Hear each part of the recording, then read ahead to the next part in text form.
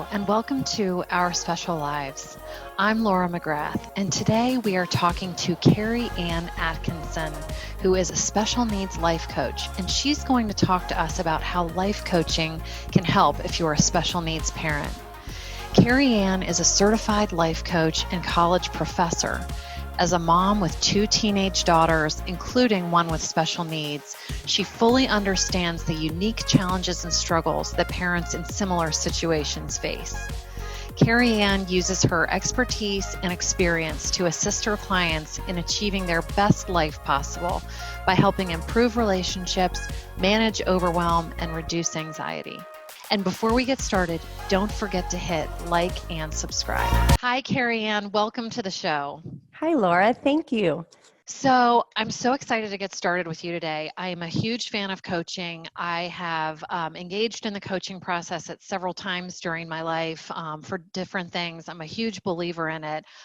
So I wanted you just before we get into your personal story and how you started coaching, I wondered if you could tell us a little bit about what life coaching is, what people can expect to gain from life coaching, just a little bit more about it so people understand what we're talking about. Life coaching is basically a way for us to help you have a better life, to improve your life. When you go to a life coach, usually what you will do is talk to them about certain issues that you're dealing with.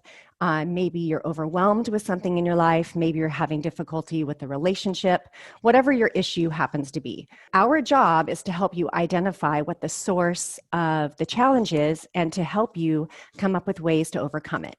And basically help you improve your life, have a better life. My personal goal is to help people in their daily life. Some life coaches specialize in certain areas.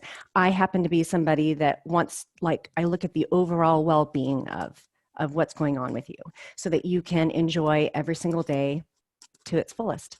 Can you tell us just from a practical standpoint, what does working with a life coach look like?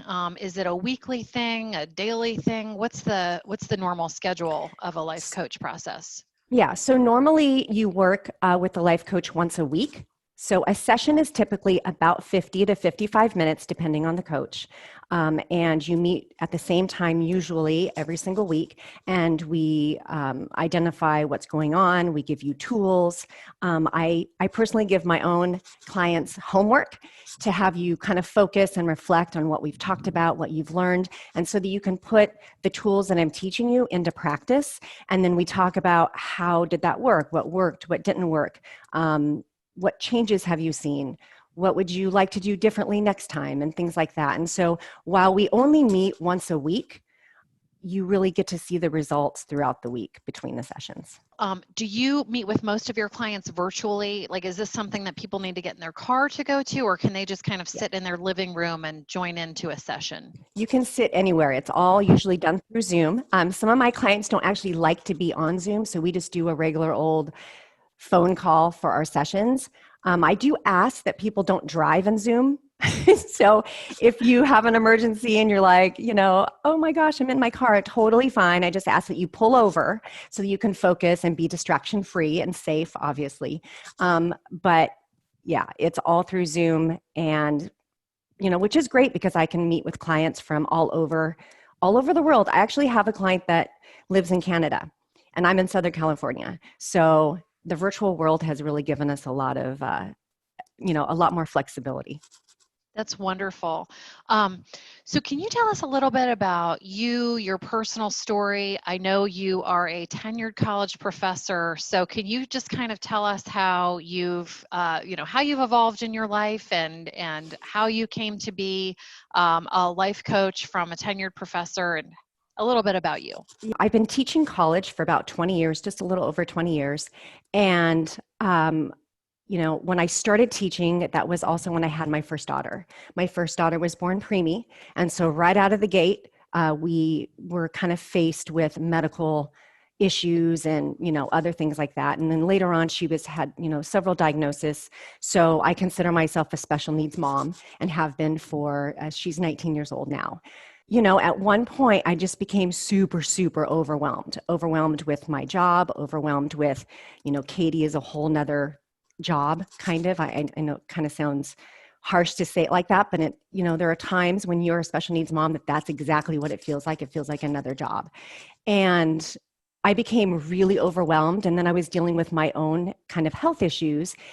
And I stumbled across a podcast, Brooke Castillo's podcast, and just fell in love with her concept. It really was in line with what I'd already been teaching my students, the model, and got my own life coach, and it changed my world. I did a complete 180, the way that I looked at things, the way that I approached my day, the way that I was parenting, the way that I was dealing with the overwhelm and stress in my own life completely changed. And I thought, I want to do this. Like, I want to help as many people as possible have a better life. I just did it. I know I can help other people do it. And, obviously teachers tend to be helpers, and they want to serve people. And so it was just a really natural fit for me to go back to school, get certified, and open my own practice. And that's what I did. Wow, that is a really inspiring story. That's really cool. I wanted you in particular to come on the show because I also am a big fan of Brooke Castillo and the Life Coach School. She's on regular rotation in my podcast. I think her approach is absolutely fantastic. So I specifically wanted to pick a life coach, and the fact that I found you and you're sort of a special needs life coach is even more fantastic, but coming out of the life coach school, because I think her approach is just really solid. Yeah. Yeah. It's completely changed everything in my life. Like, I often tell people, if I had the tools 15 years ago when Katie was about 4 that I have now, I think my life would have been totally different. Now, I don't regret what has happened in the past. I mean, it's part of our journey. It's part of the learning, and it's part of why I am where I am and why Katie is where she is now. And everything happens the way it's supposed to. But in hindsight, I think, gosh, I would have done this different and this different and this different. And if I can start helping people where they're at today, you get to start today and completely change your life. Like, oh, that just makes my heart explode. I love it. That really is incredible. And I mean, don't feel bad about referring to it as a second job, because I often refer to just the care aspect of my son, not my son himself, but the care aspect of him as my second job. And so, I also struggled, for a time when I was working full-time. I still am working full-time, but then coming home and getting sort of thrust into what I referred to as my second job for many hours after already having worked an 11-hour day, it gets really overwhelming for special needs parents. And it does feel like a second job, because you are, giving your time, you can't do anything else, or you feel like you can't do anything else. And it's just very emotionally and physically and mentally draining sometimes to, be involved in that really intense care period of the day. So I completely relate to that feeling. Yeah. So let's start with maybe a couple of practical tips for our audience, things that might come up. I can pretty much bet that no matter what your child's diagnosis is, that you've had a crisis situation come up, maybe either a medical crisis, a financial crisis, maybe a behavioral crisis with your child. So what would be the life coach's take on how a special needs parent should deal with a crisis situation? So my first recommendation is to, I know this is going to sound a little bit backwards, but is to anticipate the crisis. And I think that when you're a new parent, that might be a little bit more difficult, but the more, along your journey you can kind of anticipate, this might happen, this might be coming down the road. And when you can anticipate possible things that might be like roadblocks, then you can come up ahead of time how you want to respond to that, right? What I see a lot is people worrying. People worry about things that might happen. Well, then I ask them, okay, so let's pretend this is going to happen. What are you going to do about it? Like, let's come up with a plan. And once you can kind of pre-plan for something, if it does end up happening, you can deal with it in a much more managed way, a much more calm way. One of the things with the crisis is we get overwhelmed with our emotions. So I remember a few years ago, Katie was in the ICU and she had a lung surgery. And I had told the hospital, and she was at a different hospital because she was had been at her dad's house. So she was at a different hospital with doctors that were not her doctors. And I was driving in the car and I get the phone call that she had thrown a blood clot. Not thrown it, she had formed a blood clot. And I was very angry because I told the hospital, I have a blood clotting disorder. She has a blood clotting disorder. We need to take precautions. And they were not listening to me, right? And then I get this call that now she has a blood clot. And I was instantly angry because they weren't listening. And I was scared because I was scared of what was going to happen. And as I was driving, I felt myself just like unraveling, right? And in my mind, that was a crisis in the moment. And then I realized that anger and fear were not going to help me problem solve. What did I want? I wanted her out of that hospital, and I wanted her back to her home hospital. So then I put on my determined, mama, let's go in, kick some ass, kick some butt, No problem. and take care of this. And so I had to go back to the thoughts that were going to help me go in and take charge. And that thought was, I'm my daughter's lifeline. I have to do whatever it's going to take to get her out of that hospital and get her to her regular doctors and get her help. So the anger and the fear went away and the determination stepped in. So, but I had rehearsed those thoughts before. I'd written them down. I'd rehearsed them. I'd practiced them, because you have to practice your mindset in order to believe it and then create the feeling that you're going to need to take the action that you need to take. And all of that comes from pre-planning and practice. My son tends to have, sort of out of the blue hospitalizations. And I developed what I now call my plan B, which is we literally have his stuff packed. We have it in a bag. I know what the steps are. It's actually in a note in my phone. And it's like the 7 or 8 steps that I'm going to take if this happens. Because every time it happened, it was like it was the first time that it happened. And it was very weird, but it was like Groundhog's Day. And I would always kind of like freak out and rush him to the hospital. And then we didn't have the stuff there that we needed. And I didn't have proper, coverage or childcare for my other son. And it was just always like a scramble. And that adds so much anxiety and stress to an already anxious feeling situation. And so once I developed my plan B, I had a lot more confidence, and it actually tamps down that worry, because you know exactly what you're going to do in that situation. I don't know exactly why he's going to be going to the hospital. I don't know exactly, what the scenario is going to be or what the circumstances are going to be, but I know that I have my plan B when that comes up, and it's really helpful. Yeah. So what are some other pretty common, maybe 1 or 2 other situations that you see with your clients, kind of repeating themes that clients struggle with? And, what is kind of your advice for those 1 or 2 other things that you see? So I think the main thing that I see over and over again is really emotional overwhelm and physical overwhelm and worry. And the reason why this is significant is because if you are not really taking care of yourself, special needs parents oftentimes say, well, I don't have time to take care of myself. But here's the problem with that is when you're not taking care of yourself, it's impacting the way that you're taking care of your child. It's impacting your relationships. Right? So when you're stressed and you're overwhelmed, you're going to make different decisions.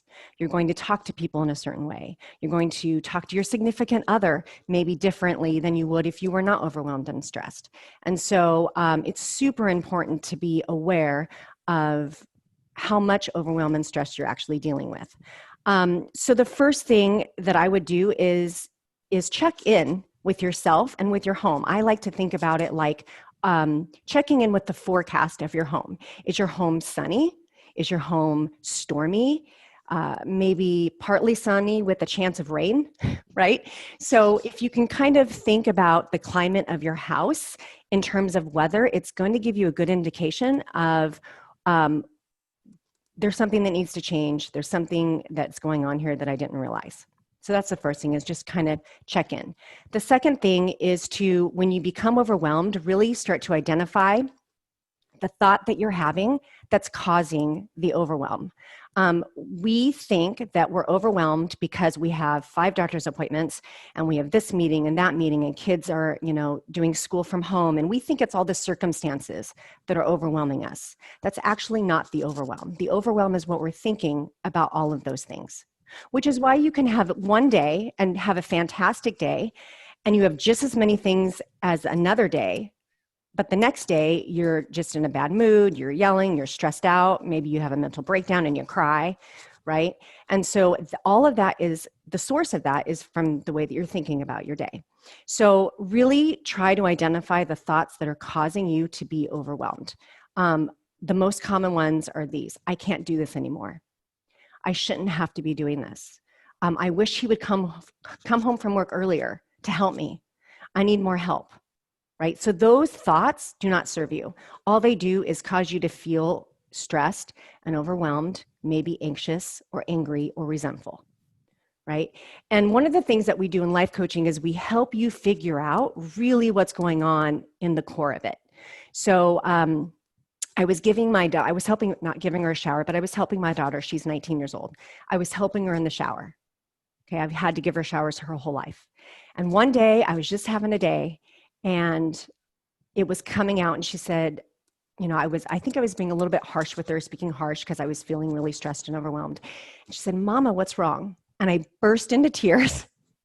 And I realized while I'm helping her take a shower, my thought was, she's 19 years old. I should not have to be helping her shower.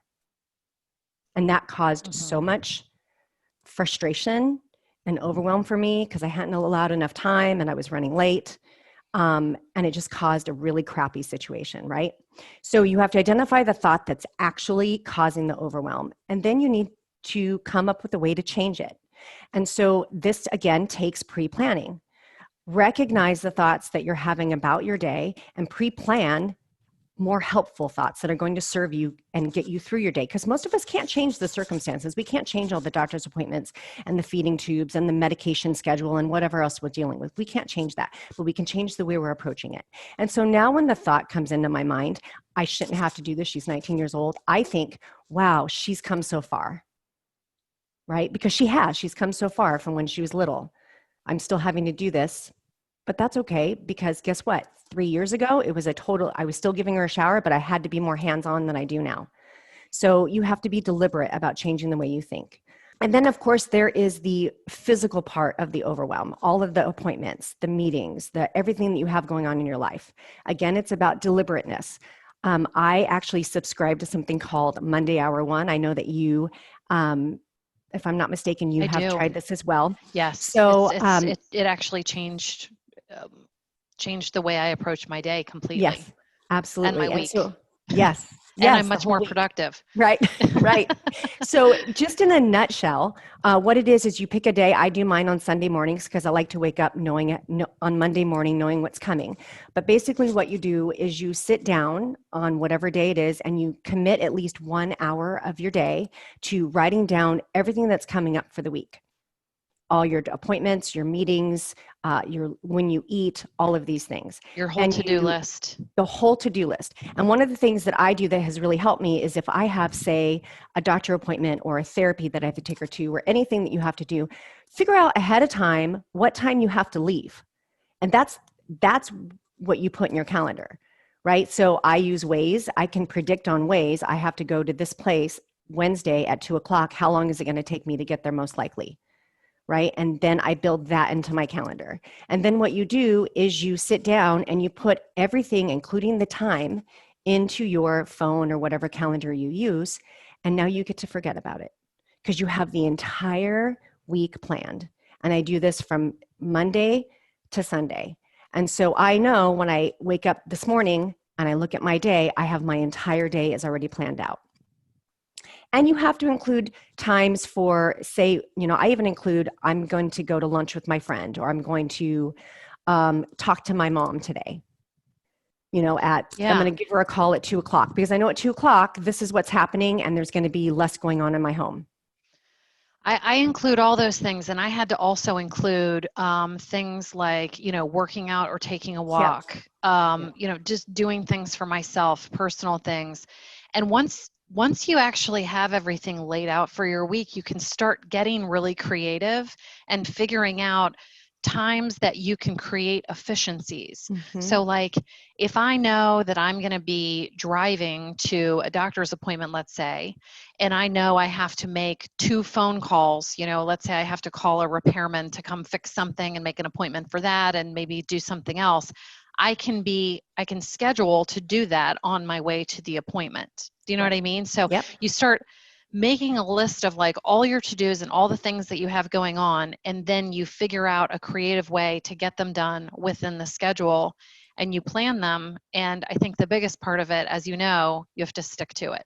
You have to stick to it. Yeah, you have to honor your commitment. Just like, we are really good at honoring commitments to other people. We keep this doctor appointment. We meet our friend for lunch. We go to work. We honor those commitments, but a lot of time the commitment to ourselves goes away. And so you really have to get practiced and good at keeping your commitment, which also means if you have something on your calendar that you don't want to do, you do it anyway. Yeah. So when it's time for that run or for that walk and you don't feel like doing it, you do it anyway, even if you don't feel like it. Yeah. And that creates confidence in yourself and knowing that you have follow through. I have so much more going on now than in my entire life. And yet I have more time and I get more done. Yeah, I think part of it is that when you schedule your day, and this is a concept that they teach in there, when you schedule your day, you may be thinking, oh my gosh, this is so overwhelming. I don't want to feel so planned. It's going to be so stifling. Actually, when you do it, it gives you more free time because you block your free time in. And so what I found for me is just all the little kind of like unconscious time suck kind of things, like checking the news on your phone or scrolling through your email or whatever, all goes away because that's not what you're supposed to be doing in that time block. Exactly. You do what you're supposed to be doing in the time block. And one of the biggest things that helped me, and this was both with work and personally, is now I block off certain periods of time where I check for emails and text messages and things like that. It's not this constant influx of, information and barraging emails and all of that, which I then felt compelled to react to immediately. I actually block out time during my day and I don't do it during the other times. So I'm focused on what I'm supposed to be focusing on, and the productivity just goes through the roof. Yep. Exactly. Yeah. It's a really great tool. It is. And, one of the things that I want to mention is that when we start taking care of all of these like little things like this, it has such big benefits and rewards in your life, because it's all these little things that start affecting the way that you're communicating with people, the way that you're handling things. And so when you start making these changes, it really has a ripple effect. You start to enjoy your life more. You have more fun. You dance in the kitchen more because you have your heart is lighter. You're just kind of lighter inside. And maybe not every single day. I mean, I'm not going to sit here and say that, I'm like that every single day. Even as a life coach, I have all the tools, and sometimes the tools completely go out of my mind. But overall, it really does improve the quality of your life. I want to go back to something you talked about before. You were talking about having circumstances coming up and generating the thought that is not helpful. I shouldn't need to be doing this. This is not fair. This is, I'm doing more than my husband, all of those kinds of thoughts. I think that most people don't know, because I didn't know this for a very long time, that just because you have a thought doesn't make it true. Yes. I think we all think our thoughts are completely true. And we look around for confirmation bias to make sure they're true, but they actually are not true. Right. And also that most people have like a go-to bank of like, let's call it 10 or 15 thoughts that they recurringly have. And that you can create more empowering thoughts, like you did with your example of your daughter in the shower, that you can actually literally just substitute, it's not a hard exercise, into your go-to negative thought. And it actually creates in your body and in your mind an incredibly more peaceful, positive feeling. Yes. So, I mean, this stuff it actually does work, and it's not that hard once you actually start putting some consciousness into it. Absolutely. It's about awareness. And, you know, what's interesting is even before going through the certification process, I've been teaching this to my students for 20 years, that your thoughts are what generate your feelings. Every single feeling you have comes from a thought that you're having. Most of us are just not aware of it.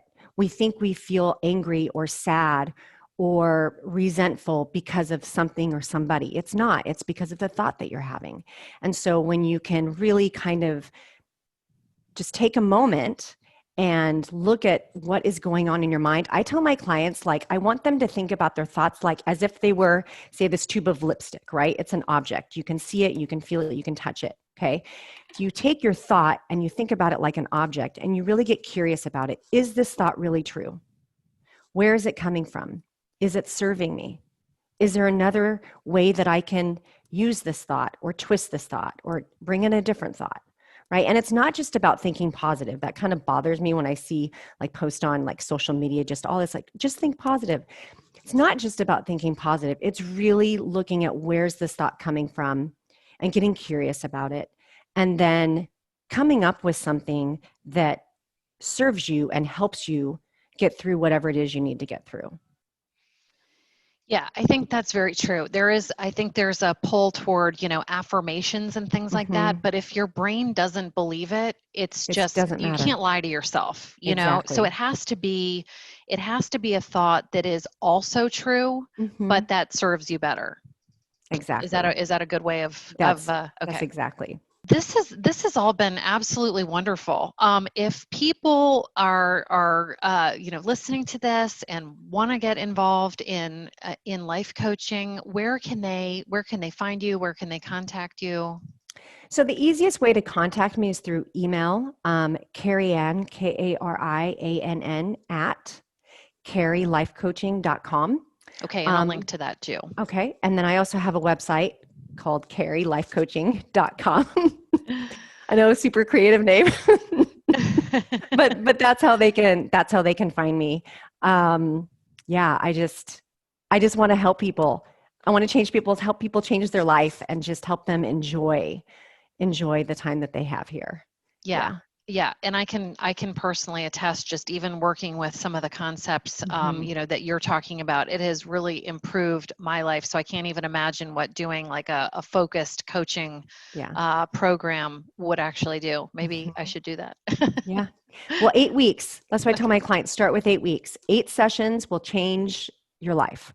Oh, okay. That's good. Yeah. Yep. So that's kind of about the length of time that you would, like, a minimum that you would recommend. Yep. I Okay. asked for an 8-week commitment, or not, I shouldn't say week, I should say session, because sometimes things happen and you skip a week. So it's, I asked for an 8-session commitment.